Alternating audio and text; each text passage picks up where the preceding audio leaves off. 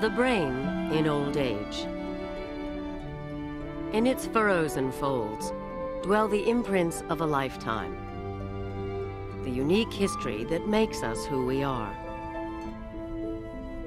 All we know and can remember, etched in 100 billion neurons. Cells that can last our entire lives. Neurons can live to 120 some years. What else will work for that long without going to the repairman all the time? I think what's unusual about the aging brain is the fact that it's built to withstand, that many years. Somehow these neurons just keep going. And neurons are up against a potentially hostile environment. They take hits.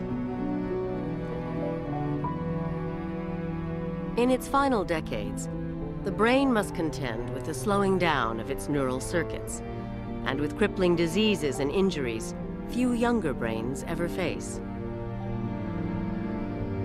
But scientists have begun to unlock the secrets of the aging brain.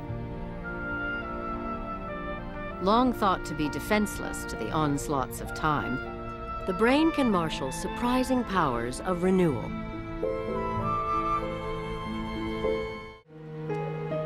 Three years ago, a stroke left Kent Miller with the left side of his body paralyzed.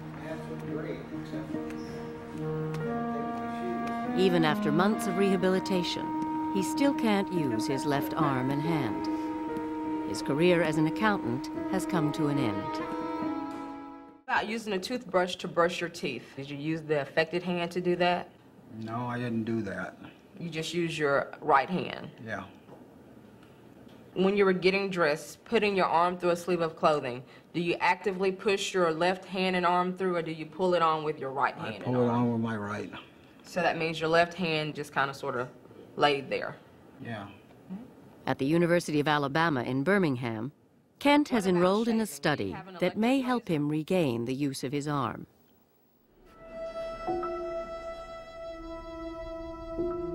The stroke that left Kent with a paralyzed left arm struck at the part of his brain responsible for moving the arm.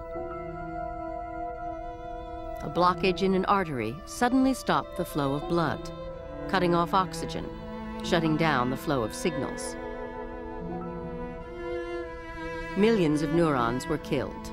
Millions more were injured. The damaged part of his brain shrank to half its former size. Because the right side of the brain controls the left side of the body, Kent's left arm and leg were paralyzed. Most patients have been told after a stroke that the amount of movement that they have at 6 months or 1 year is the maximum that they're going to have for the rest of their life.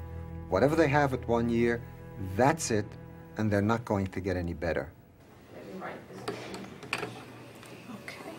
But neuroscientist Edward Taub and his colleagues are teaching stroke survivors from all over the country how to revive the stricken part of their brains, many years after a stroke. Let it go.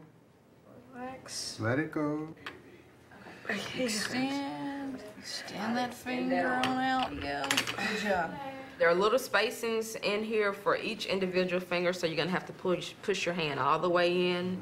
Taub's innovative therapy requires Kent to immobilize his good hand. No, let's do this again. What it boils down to is that you can't use the good one. So you got to use the bad hand. Okay, you ready to place your hand up on the table? Yeah. Kent had written off his left hand as useless. Flat on the table. Now he will discover just how much he can do with it because of the resilience of his brain. During the past 3 years, many of the injured neurons have recovered. But most have been recruited by neighboring brain circuits, responsible for moving parts of Kent's body unaffected by the stroke. Yeah. If Kent works hard enough, he can force his recovered neurons to resume their old job and send signals to his left arm once again. That's good. But first, he has to overcome a dependence on his right arm that's become deeply encoded in his brain. The person could use the arm if he really tried, but he just never tries. He doesn't try because he's learned not to try. It's a conditioned response. But it goes on week after week, month after month, and as time goes on, it becomes more and more powerful, and eventually it becomes overwhelmingly powerful. And so you've got to counter-condition this extremely strong tendency not to use the arm. The human brain is an enormously plastic instrument. The amount of area of the brain that is involved in producing movements or receiving sensation keeps changing continuously based on the amount of use that part of the body gets. And it turns out that no matter how old a person becomes, no matter how aged the brain is, that plasticity remains undiminished.